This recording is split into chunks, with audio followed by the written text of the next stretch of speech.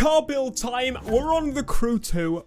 Obviously, you can tell by the title, we're driving the Regera today. We're not just driving it, we're customizing it, we're building it. We're going through the whole process of when you would buy this crazy car. Now, before we do that, I wanted to show you a bunch of the hypercars available. So this is the hypercar class. It is separate from the other class because let's face it, if you drive any of these cars, as you'll see in this video today, they are absolutely ridiculous. They are stupid fast, and in most cases, I don't see how they're going to be usable inside city streets. That already warrants a load of blue challenges on that. Anyway, the Regera is the first one that popped to mind when it came to the cars, because it's one of the newest kind of cars, one of the most exciting cars that they've added to the game, and it's also ridiculously, notoriously fast. Like, this the one you gotta go for. You gotta go for the quickest. They gave us a bunch of money to do a bunch of stuff in the game, and so I thought, hey, why not drive this thing? Now, as you buy this thing, you buy them in the different discipline areas. You drive out of it, and you get to drive it from that place. Now, the dealerships are supposedly gone. I would personally prefer if dealerships made a return. I like the idea of dealerships, that kind of thing, but I kind of get it because the cars are available to buy at the place that you would get them and need them, so it kind of makes sense. And it gives something for you to actually do at the hub, because otherwise, what would you do at the specific hub areas, you know? Anyway, something I found out very quickly about the Regera is it's quick.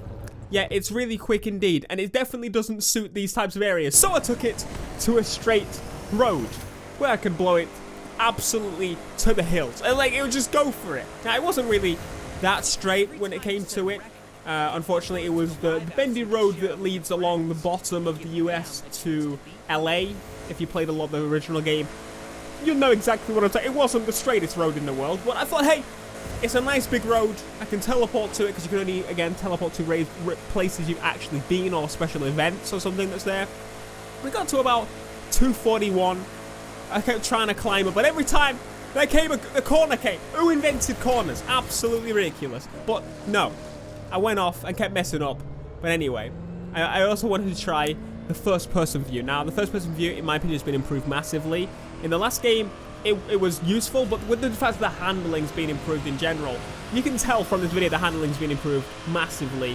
And this sense of speed and the way everything just shakes in here, which you can turn off if you want to. You can adjust it, I believe there was an option for changing that, but it felt amazing in this cockpit. Like, it feels... It's hard to get the sense of speed right in a lot of games, especially when you've got the map in place already. Camera movement makes leaps and bounds of difference alone, and they've definitely improved the camera leaps and bounds in this. I mean, it's the same case with a lot of games where people say the motion is not that great in it. They can improve it with just a slight camera tweak, and that's what they did with the Crew. They didn't want to do anything crazy fancy, because, I mean, they'd have to redo the whole map. You know, they wanted to make it go faster, and maybe the engine can't render it that quickly, but it can now because of the plane. You know, they've done a lot of tweaks, to be fair. It's probably a lot under the hood. Now, I did brighten this clip up. You'll probably be slightly blinded by this, but the reason I did that, it's nighttime in the garage. Lighting from the outside actually affects the inside. So it does kind of bleed in, and actually, you know, the real world time actually affects what you can see. So a few things were quite dark, so I thought I'd brighten up the clip for now, and now everything else is washed out, but we can ignore everything else, it's okay. But nice customization options here. I wasn't expecting a whole bunch because it is a hypercar. It's very difficult for, I mean, the manufacturers of hypercars generally don't like you touching them in the slightest.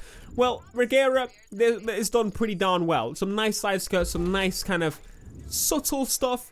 Again, I would much prefer there to be a lot more, and I'm hoping that there would be some more with the Regera, but I can confirm from other vehicles, including, say, the Skyline, there's actually more parts than there were in the previous game, and there was a heck of a lot of parts for that, so it must be a licensed thing. And also, how do you make something like this that much better? Surely there's ways, but what would you do? I think maybe if someone sent them some photoshops, maybe they can just like slide them on to the manufacturers and be like, this is what we want to make, our fans are making it, please let us know. You go yellow interior if you want to, but that's nasty. I want the black interior because I'm lazy. Now, in the livery choices, you can actually choose some preset liveries like you did in the previous game. It looks like these are uploaded ones, actually. So it looks like because we were at the preview event, these are actually the uploaded ones. So this, I assume, would be player stuff, which we'll get to talk about in the future, actually. I want to dive right into absolutely everything, but some of the stuff I can't talk about, unfortunately. But the bulk of it you're going to see over the next week. I've got so much content to go through, but that's all of the visual stuff for this car that I have at this current moment. The performance modifications I couldn't do because I didn't have any car parts to put on. Though you can mix and match parts. You can take parts off one car and put them on the other, which is super nice. I'm so grateful that's a thing. Because I know there's some people, they get bored of a car, or they're not really a fan of a car, and they've lost all their progress, right? Well, no. You now just move it across to another car, which is absolutely glorious. But this sounds meaty. The sound just builds, and it's a little bit weird. As I said previously, when I tried to drive it in that small area, I then went to the city here because that's where the house is, just outside the city. And driving this thing, the sense of speed instantly looks so much greater here in the city, in Miami. I know, driving a Regera through Miami at almost 200 miles an hour in a minute. Give it a second. I said a second. It's at 200 miles an hour now. Amazing. It just flies. It just goes for it. It's one of those where it's like so intense, so like edge of your seat. Because if you crash into something solid, you go and crash out and you go and die. That's gonna be it for your expensive Regera that you just modified. So you gotta hope, and also do a nice turn like that. Now, there's actually a whole bunch of stuff I need to talk about when it comes to the driving physics. I'm gonna make a separate video about that at some point. There's so much to cover. Like, I don't want to say so little time because I've got all the time in the world, but I'm hoping that the beta is going to be out soon, so I'll actually be able to do it again, but live, and not just kind of post commentary an event I went to. That's what this is, if you didn't realize, actually. But now, the Regera is a fantastic car. It's definitely going to be featured in a lot of my videos, a lot of challenges. It's going to be the one that people go for when they think of like high-end cars in this game. Like in Need for Speed, for example, it was just the fastest car. It's what people jump to. Surely, it's going to be the same in this game. Anyway, jump out of the sky from a plane into a car. Don't mind if I do. Slam on the brakes. And we're now going to go on the salt flats, which again is one of my absolute favorite areas in this game. You're going to see a million videos in this location. My salt flat videos did really, really well in the previous game. I'm going to do more of them because you guys obviously want to see them. But kind of wheel spin here.